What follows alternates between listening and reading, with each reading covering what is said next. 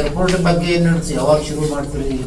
Airport ಬಗ್ಗೆ ನಾನೇನು ಹೇಳೋದದ, ನಾವು ಸೆಂಟ್ರಲ್ದಾಗದ್ರಿ, ಅಲ್ಲಿ ಪ್ರಾಬ್ಲಮ್ ಅದ. ಅದು ನಾನು ನಿಮಗೆ ಏರ್ಪೋರ್ಟ್ ಬಗ್ಗೆ ಭಾಳ ಸಾರಿ ಹೇಳಿದ್ದೀನಿ. ನನಗೆ ಏರ್ಪೋರ್ಟ್ ಬಗ್ಗೆ ವಿಶೇಷವಾದಂಥ ಕಳಕಳಿ ಕಾಳಜಿ ಯಾಕಿತ್ತಂದ್ರೆ, ನಿಮಗೆ ಗೊತ್ತದ, ನೀವು ನಮ್ಮ ಫ್ರೆಂಡೇ ಇದ್ದೀರಿ.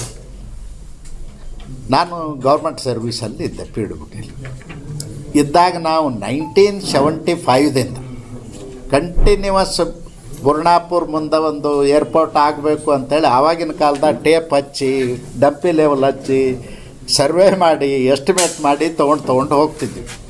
ಅಲ್ಲಿ ಹೋದ್ಮೇಲೆ ಒಂದಿನ 2 ದಿನ ಇಟ್ಕೋತಿದ್ರು. ಆ ಎಸ್ಟಿಮೇಟು ನಾವೇನು ತೊಗೊಂಡು ಪ್ರಪೋಸಲ್ ಹೋಗಿದ್ವಿ, ಅದಕ್ಕೇನಾರ ಒಂದು ಕ್ವಾರಿ ಹಾಕಿ ಅಬ್ಜೆಕ್ಷನ್ ಹಾಕಿ ವಾಪಸ್ ಕಳಿಸ್ಬಿಡ್ತಿದ್ರು.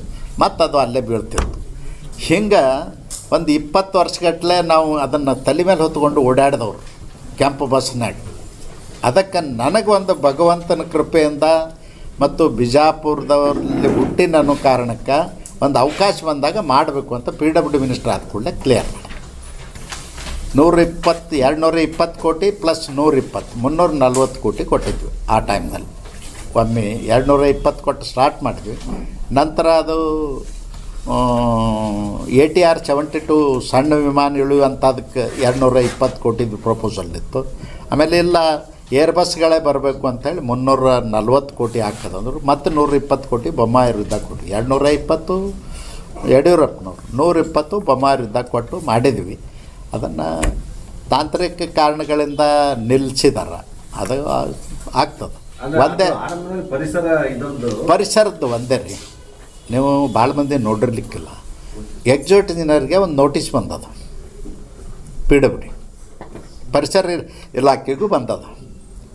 ಅವರು ಅದನ್ನು ತೊಗೊಂಡು ಹೋಗಿ ಮೀಟಿಂಗ್ ಅಟೆಂಡ್ ಮಾಡಿ ಎಕ್ಸ್ಪ್ಲೇನ್ ಮಾಡಿ ಬಂದಿದ್ರೆ ಅವತ್ತೇ ಕ್ಲಿಯರ್ ಆಗೋದು.